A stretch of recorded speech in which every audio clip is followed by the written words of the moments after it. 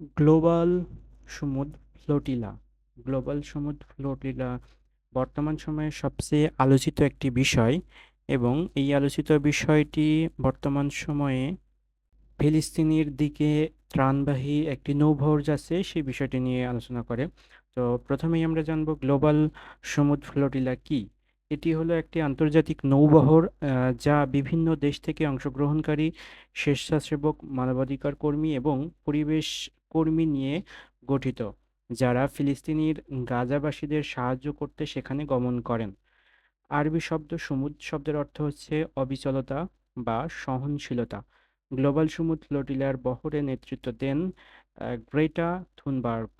আর global সমুদ্র ফ্লোটিলার প্রথম যাত্রাবহর শুরু হয় 31শে আগস্ট 2025 স্পেনের বার্সেলোনা শহর থেকে। গ্লোবাল সমুদ্র ফ্লোটিলার বহরে মোট 44টি দেশের 50টি নৌযান অংশগ্রহণ করে।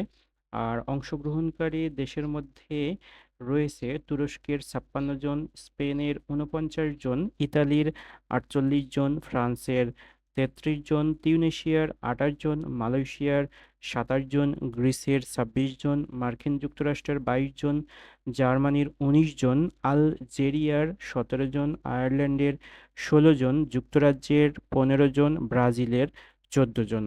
একক অংশগ্রহণকারী দেশ যেখান থেকে প্রতি একজন করে, মানে প্রত্যেকটি দেশ থেকে একজন করে অংশগ্রহণ করেছে, সেই সংখ্যাগুলোর মধ্যে রয়েছে জাপানের একজন, ইন্দোনেশিয়ার একজন, স্লোভাকিয়ার একজন, আহ, লিথুনিয়ার একজন, বুলগেরিয়ার একজন, আর ক্রোয়েশিয়ার একজন, চেক প্রজাতন্ত্রের একজন, লুক্সেমবার্গের একজন, অস্ট্রেলিয়ার একজন, আয়ারল্যান্ডের একজন, মৌরিতানিয়ার একজন, ওমানের সালতানাত এর একজন, মালদ্বীপের একজন এবং বাংলাদেশের একজন।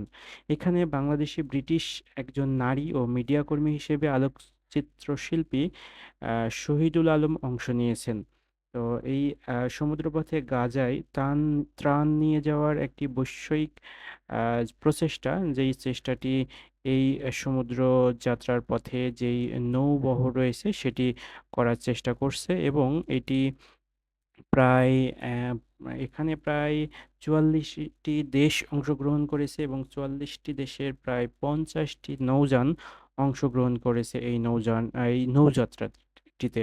এবং এখানে প্রায় আহ, অনেক লোকজন যারা হচ্ছে সমুদ্রপথে গাজার উদ্দেশ্যে ত্রাণবাহী বা ত্রাণ নিয়ে যাওয়ার জন্য আহ, চেষ্টা চালিয়ে যাচ্ছে। এবং এই ত্রাণবাহী প্রায় গাজার উদ্দেশ্যে যাওয়া একটি পুরো বিশ্বকে দেখানোর জন্য বা পুরো বিশ্ব যেন তাকিয়ে থাকে সেই উদ্দেশ্যে মূলত গাজাবাসীর উদ্দেশ্যে এই নৌবহরটি 44টি দেশের 50টি নৌযান অংশগ্রহণ করেছে।